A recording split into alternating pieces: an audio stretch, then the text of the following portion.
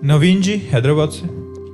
राधे राधे महाराज जी। महाराज जी, भगवत प्राप्ति में सबसे महत्वपूर्ण क्या है? नियम है, भक्ति है, पूजन है या कर्तव्य है? स्मरण है, जो तुमने एक भी नहीं बात इसमें लिखी। इन सब बातों में खास बात नहीं है, स्मरण है।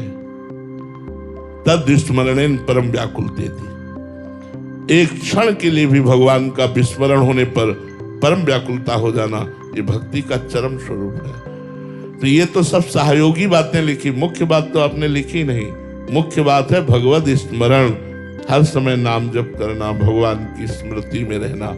अगर ये नहीं है तो 24 घंटे आपका मन खाली रहेगा।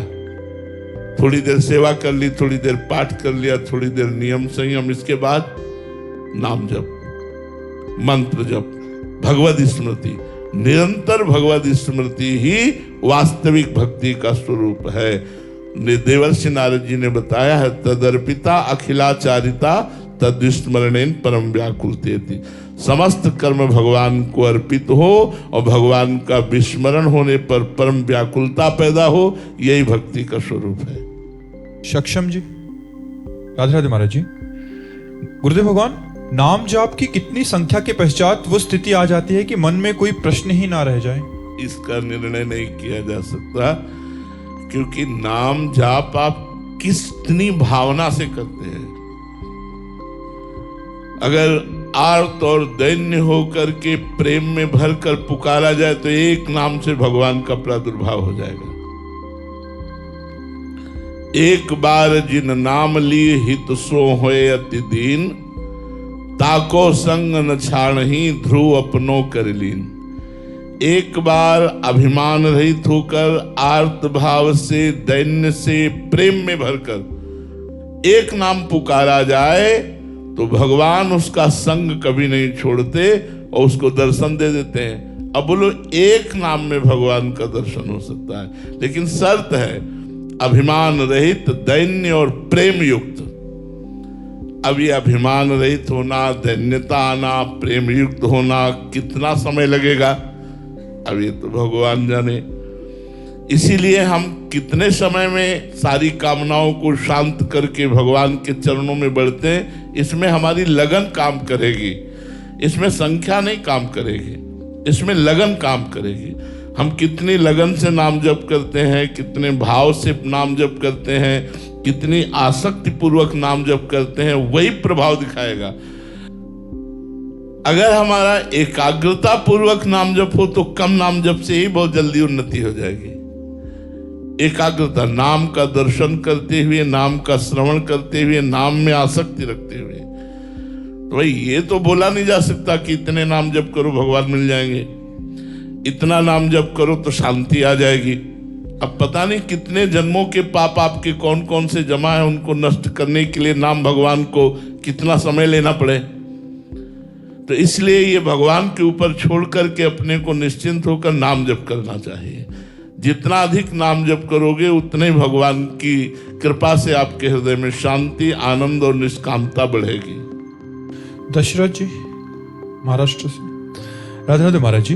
महाराज जी, सूक्ष्म शरीर, कारण शरीर एवं स्थूल शरीर परस्पर एक दूसरे से विपरीत आचरण क्यों करते हैं? अंदर कुछ सोच रहे हैं, बाहर आचरण में ऐसा भाव शायद है महाराज जी। नहीं, ऐसा हो ही नहीं सकता, ऐसा नहीं हो सकता। स्वभाव अच्छा हो, मन ठीक संकल्प कर रहा हो तो शरीर से बुरे आचरण हो ही नहीं सकते। स्वभाव में मलिनता है, मन में भोगों की इच्छा है, लेकिन हम आचरण पवित्र करना चाहते हैं, वो अपवित्र आचरण होंगे। ये सूक्ष्मता की बात है, आप उसे समझ नहीं पा रहे कि कारण शरीर स्वभाव, सूक्ष्म शरीर अंतःकरण, स्थूल शरीर पांच भौतिक, इन तीनों का कनेक्शन है। स्वभाव से प्रेरित होकर मन भोगों की तरफ या परमात्मा की तरफ, जैसा स्वभाव हुआ, जैसा संकल्प बना। अब गलत संकल्प बना तो हमारा जो बौद्धिक निर्णय है वो कहता तो है, उसमें दो विभाग है, एक सुमति एक कुमति। तो सुमति कहती तुम गलत हो आचरण करने जा रहे हो, तो कुमति कहती कोई बात नहीं है, और वो सहयोग कर देती है मन को। और जहां मन को सहयोग हुआ तभी शरीर में हलचल होती है। शरीर की क्रिया बिना मन के नहीं होती, ध्यान रखना।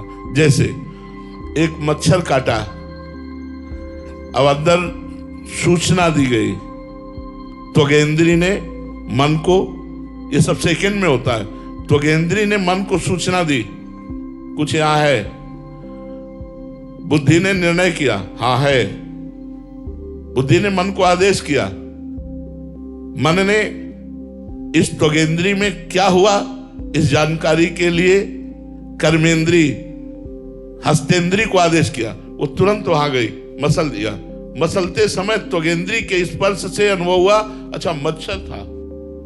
तो त्वगेंद्री में हस्तेंद्री में स्थूल शरीर में जो क्रिया हुई उसका कारण क्या था? सूक्ष्म शरीर।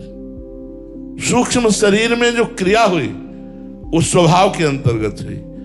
यदि साधु स्वभाव का है तो धीरे से देखेगा कोई जीव तो नहीं है, और अगर राजसिक तामसिक स्वभाव मसल दिया, अब वो चींटी है या मच्छर वो मर गया, साधु स्वभाव का है धीरे से देखेगा कोई जीव तो नहीं, हाँ जीव है तो उसे पकड़ के हटा कर स्वभाव से प्रेरित सूक्ष्म शरीर से प्रेरित स्थूल शरीर क्रियाएं वही होती हैं जो हमारे मन में संकल्प बनता है, मन वैसा ही संकल्प बनता है जैसा स्वभाव होता है। इसलिए ये बात आप कैसे सिद्ध कर सकते हैं कि तीनों में विपरीत कार्य हो रहे हैं? जी ऐसा भाव हो सकता है कि अंदर से हम भजन भक्ति मार्ग पे नहीं चल रहे पर बाहर दिखावा कर रहे हैं, बट अंदर का वो तो पाखंड है, वो पाखंड है, तो उसकी बुद्धि अशुद्ध है, उसका स्वभाव अशुद्ध है, तीनों के कारण वो पाखंड को स्वीकार किए हुए। विपरीत कहां हो सकता है? विपरीत शास्त्र के हो सकता है, संतों के विपरीत हो सकता है, लेकिन इन करणों के विपरीत नहीं। इन्होंने स्वीकार किया तभी हुआ, अगर ये स्वीकार ना करे तो होगा ही नहीं, स्वीकृति से ही होता है। अब वो अंतर्मुख ज्यादा नहीं है इसलिए वो इस बात को समझ नहीं पा रहे हैं। प्रिंस जी जबलपुर से। राधे राधे महाराज जी। महाराज जी, जब आप गंगा किनारे रहते थे तब आपको कई दिन तक भूखे रहना पड़ता था, फिर भी आप शरीर से बहुत बलवान थे ऐसा बताते हैं। हम दिन भर खाते रहते हैं महाराज जी, फिर भी दुबले पतले से हैं हमारे इसका क्या कारण है?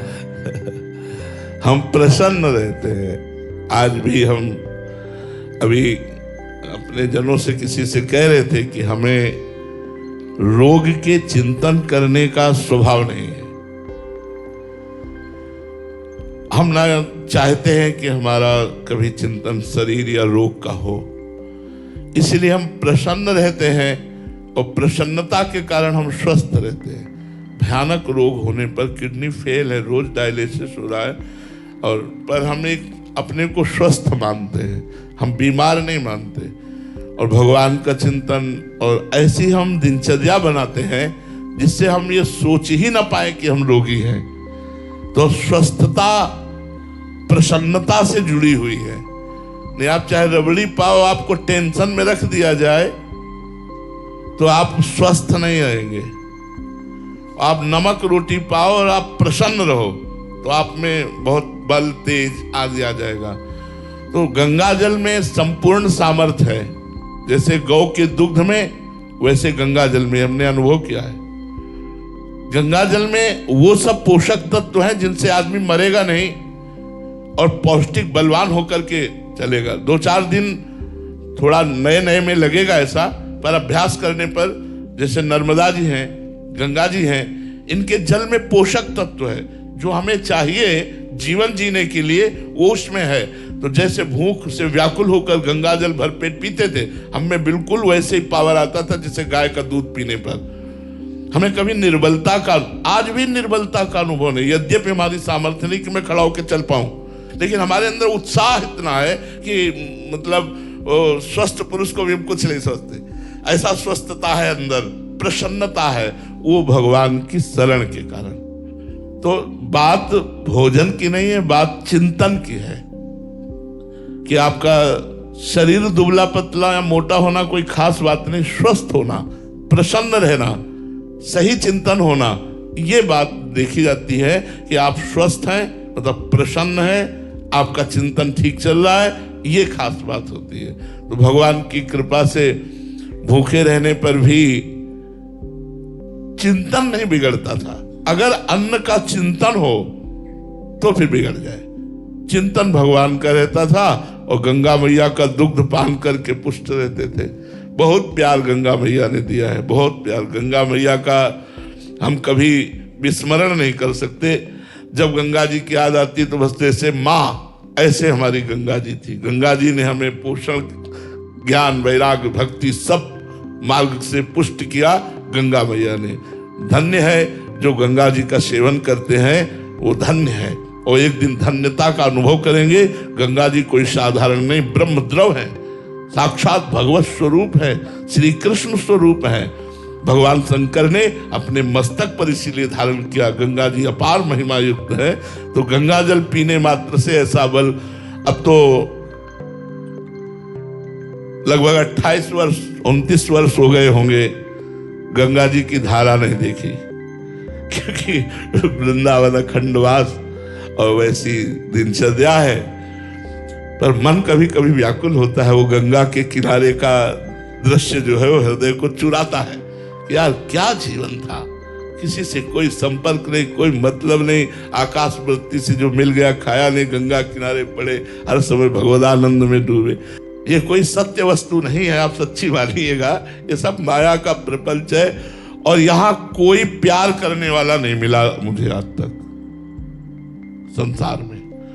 पाए जान जगत में सब जन कपटी कुटिल कलयुगी टंचु। सामने कहेंगे मैं आपका, और पीछे यही बात कितने से बोले हुए हैं। सामने ऐसा प्रदर्शन करेंगे, पीछे क्या है। तो सत्य वस्तु भगवान में चित्त लगाने से हर समय मन प्रसन्न रहता है और शरीर के दुख सुख का प्रभाव नहीं पड़ता। इसलिए आनंद में जीवन हो जाता है, परमानंद में जीवन हो जाता है जो भगवान के चिंतन में रहता है। श्री राधा वल्लभ लाल की।